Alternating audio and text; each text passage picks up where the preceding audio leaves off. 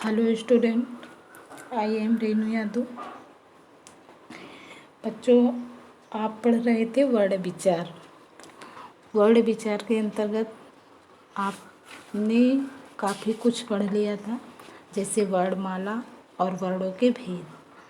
आज का आपका टॉपिक है उच्चारण के अनुसार स्वर भेद। उच्चारण के अनुसार स्वर भेद में देखिएगा, उच्चारण के अनुसार स्वर भेद 3 प्रकार के होते हैं, या उच्चारण के अनुसार वर्ण के 3 भेद होते हैं।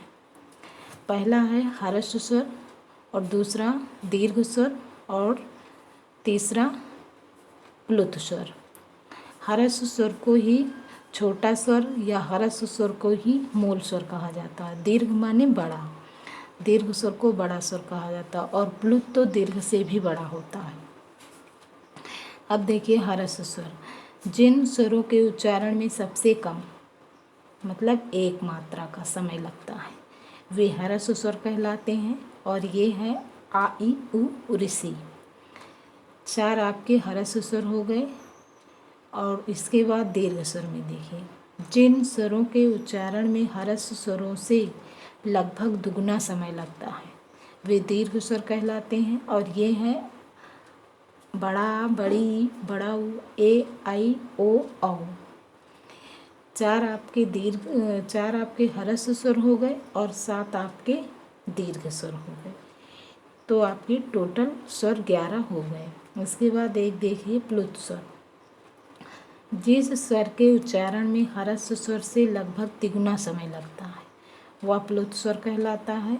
जैसे ओम, ओम में ओ और माँ के बीच आया, ये जो हिंदी का 3 आपको दिखाई दे रहा है, यही ओम का मतलब 3 मात्रा का समय बता रहा आपको। या फिर आप ऐसे समझ लीजिए, यदि किसी को बुलाना हो, पुकारना हो, या चिल्लाने रोने की आवाज़ों में प्लुत स्वर का ही प्रयोग किया जाता है। बहुत देर तक आप बोलते ही रहे, जैसे ओम। अब प्लुत स्वर का प्रयोग संस्कृत के कुछ शब्दों में होता है। विशेष का, खा और गा भी नुक्ता वाले व्यंजन, अर्थात का, खा और गा के नीचे नुक्ता बिंदी लगी हुई है। नुक्ता वाले व्यंजन अर्थात आगत व्यंजन है, लेकिन आजकल इनका प्रचलन हिंदी में प्रायः लुप्त हो गया है। हिंदी में इनका प्रचलन बहुत कम होता है। हिंदी में नुक्ता बिंदी वाले जा और फा ही रह गए हैं। बाकी का, खा, गा ये संस्कृत में इनका प्रयोग होता है। अब उच्चारण के अनुसार व्यंजन भेद देखिए। उच्चारण के अनुसार व्यंजन वर्ण के 3 भेद होते हैं, स्पर्श व्यंजन, अंतस्थ व्यंजन और ऊष्म व्यंजन। स्पर्श व्यंजन देखिए क्या है, कंठ, तालु, मूर्धा, दंत या ओष्ठ के स्पर्श से उच्चरित होने वाले व्यंजन स्पर्श व्यंजन कहलाते हैं। का से माँ तक के सभी व्यंजन स्पर्श हैं। का से माँ तक के सभी व्यंजन स्पर्श व्यंजन हैं। जैसे का वर्ग को आप कंठ से बोलते हैं, का, खा, गा, घा, अंगा। चा वर्ग को आप तालु से बोलते हैं, चा, छा, जा, झा, इया। और टा वर्ग आप मूर्धन्य से बोलते हैं या मूर्धा से, वो मूर्धन्य वर्ण भी कहलाते हैं। जैसे टा, ठा, डा, ढा, अड़ा।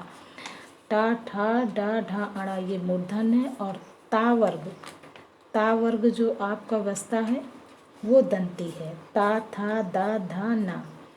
और पा वर्ग जो आपका है वो ओष्ठ है, जैसे पा, फा, वा, भा, मा। ये आपका हो गया स्पर्श व्यंजन। क्यों स्पर्श हो गया? क्योंकि इनको बोलने में जीभ कभी कंठ को छूती है, कभी तालु को छूती है, कभी मूर्धा को छूती है, कभी दंत को छूती है और कभी ओष्ठ को।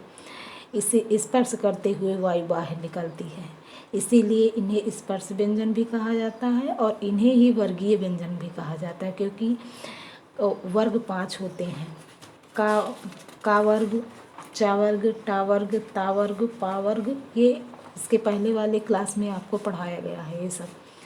इसके बाद अंतस्थ व्यंजन। अंतस्थ व्यंजन में देखिए, जीभ, तालु, दांत या ओष्ठों के परस्पर सटाने से उच्चरित होने वाले व्यंजन अंतस्थ व्यंजन कहलाते हैं। और ये हैं या, रा, ला, वा। या रा लावा और इन्हें ही अर्धस्वर माना गया है। इसके बाद ऊष्म व्यंजन देखिए, एक ही प्रकार के घर्षण या रगड़ से उत्पन्न ऊष्म वायु, ऊष्म मतलब गर्म वायु के द्वारा उच्चरित होने वाले व्यंजन ऊष्म व्यंजन कहलाते हैं। और ये हैं सा, शा, हा, तीनों सा और हा। अब तीनों सा में देखिए, पहला जो सा है वो आपका तालव्य सा है, क्योंकि इसको बोलने पर जीभ जो है वो तालु को छूनी चाहिए। और दूसरा जो मूर्धन्य सा है, इसको बोलने पर जीभ मूर्धन्य को छूना चाहिए। और सा जो दंती सा है, इससे बोलने पर जीभ दांत को छूनी चाहिए। और लास्ट आपका हा है। ये आपका हो गया स्पर्श व्यंजन, अंतस्थ व्यंजन और ऊष्म व्यंजन। इसके बाद अयोगवाद देखिए, हिंदी वर्ण माला में अंक, अनुस्वार और आहा विसर्ग भी प्रयुक्त होते हैं।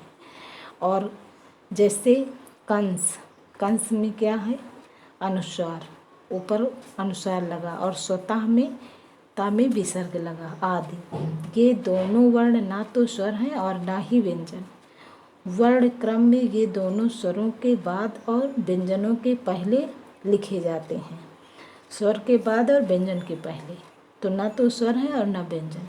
लेकिन स्वरों और व्यंजनों में किसी के भी साथ इनका योग नहीं है, अतः इन्हें अयोगवाह कहा जाता है। किसी के साथ योग ना होने के कारण इनको अयोगवाह कहा जाता है। अनुनासिक, और अनुनासिक को ही चंद्रबिंदु कहा जाता है। अनुनासिक देखिए, कुछ शब्द जैसे ऊँट, ऊँट में ऊपर चंद्रबिंदु लगा है, मुंह में भी चंद्रबिंदु है, अंधेरा में भी चंद्रबिंदु है, मतलब अनुनासिक आदि में एक नए प्रकार के चिन्ह का प्रयोग होता है, इसे चंद्रबिंदु कहा जाता है। और इसका उच्चारण करते समय हवा मुंह के साथ साथ नासिका से भी निकलती है, इसीलिए इस ध्वनि को अनुनासिक कहा जाता है।